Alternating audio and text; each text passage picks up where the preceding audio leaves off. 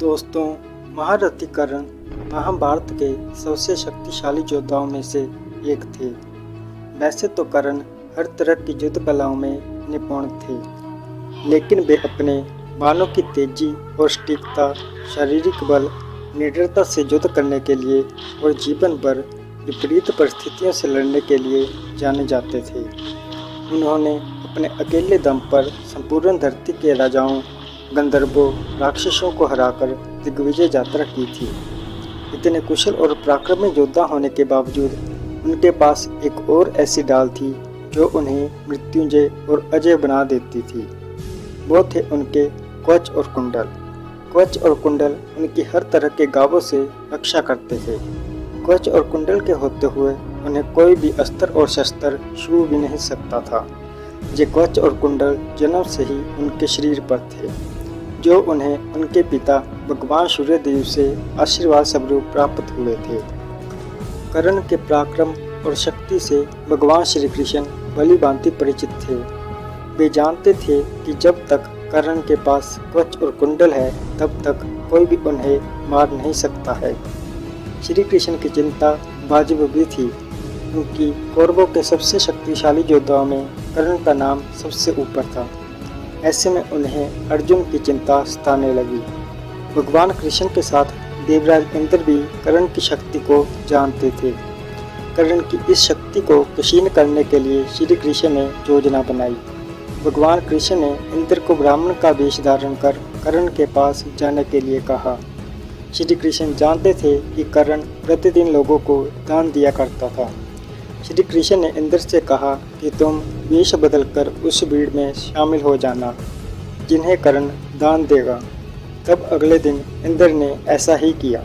कर्ण प्रतिदिन की तरह सभी को कुछ न कुछ दान दे रहे थे। जब बारी इंद्र की आई तो कर्ण ने उनसे पूछा, हे ब्राह्मण, आपको क्या वस्तु चाहिए?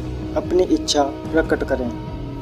तब ब्राह्मण वेश में इंद्र ने कहा, महाराज, मैं आपकी ख्याति की चर्चा सुनकर आया हूँ। आपकी दानवीरता की चर्चा पूरे लोक में है।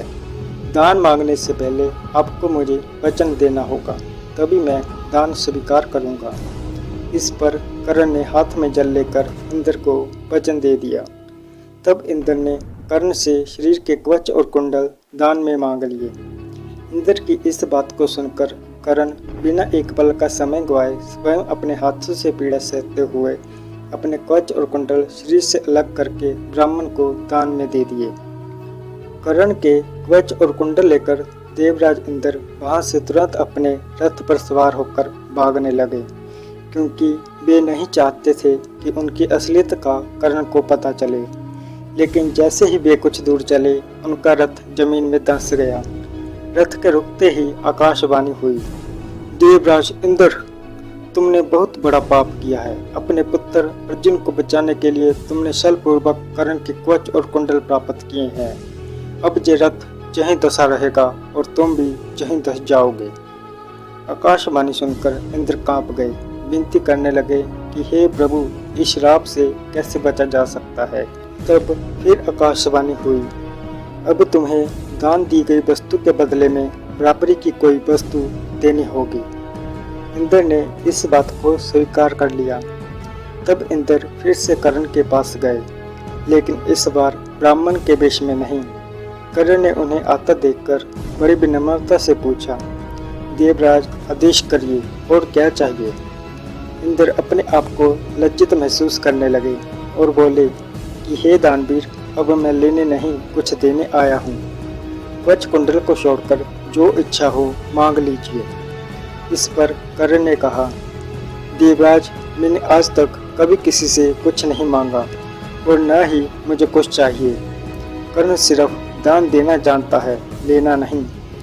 तब इंद्र ने अपनी व्यथा कर्ण को बताई और कर्ण से कुछ भी मांगने का आग्रह किया, लेकिन कर्ण ने फिर वही उत्तर दिया। आखिरकार इंद्र को कर्ण के आगे लाचार होना पड़ा और इंद्र ने कहा कि वे बिना कुछ दिए तो वापस नहीं जा सकते हैं। इसलिए इंद्र ने वज्र रूपी शक्ति कर्ण को प्रदान की। इंद्र ने कहा कि कर्ण, तुम इसको जिसके ऊपर भी चला दोगे वो बच नहीं पाएगा। भले ही साक्षात काल के ऊपर ही क्यों न चला देना, लेकिन इसका प्रयोग सिर्फ तुम एक बार ही कर पाओगे। इतना कहकर इंद्र वहां से चले गए। कर्ण ने उन्हें बहुत रोकने की चेष्टा की, लेकिन इंद्र नहीं रुके। कर्ण ने इंद्र की दी हुई शक्ति रख ली। इसके बाद देवराज इंद्र कवच और कुंडल लेकर स्वर्ग जाने लगे, पर वे कवच और कुंडल के साथ स्वर्ग में प्रवेश नहीं कर पाए, क्योंकि धरती की कोई भी वस्तु स्वर्ग में लाई नहीं जा सकती थी और साथ में इन्होंने इसे जूट से प्राप्त किया था। ऐसे में उन्होंने इसे समुद्र के किनारे पर किसी स्थान पर छिपा दिया। तब चंद्रदेव ने इंद्र को कवच और कुंडल छिपाते हुए देख लिया और वो उस कवच और कुंडल को चुराकर भागने लगे। तब समुद्रदेव ने उन्हें रोक लिया और उसी दिन से सूर्यदेव और समुद्रदेव दोनों मिलकर उस कवच और कुंडल की सुरक्षा करते हैं। ऐसा कहा जाता है कि इस कवच और कुंडल को पुरी के निकट कोणार्क में छिपाया गया है और कोई भी इस तक नहीं पहुंच सकता है, क्योंकि अगर कोई इस कवच और कुंडल को हासिल कर लेता है तो वो इसका गलत फायदा उठा सकता है। तो दोस्तों, कैसी लगी आपको वीडियो कमेंट करके जरूर बताएं, और अगर कोई आपको डाउट हो तो कमेंट बॉक्स में पूछ सकते हो। अगर वीडियो अच्छा लगा हो तो वीडियो को लाइक, सब्सक्राइब और शेयर जरूर करिए। साथ में नोटिफिकेशन बेल दबाना ना भूलें, ताकि हमारे आने वाली वीडियो की नोटिफिकेशन आपको मिल सके।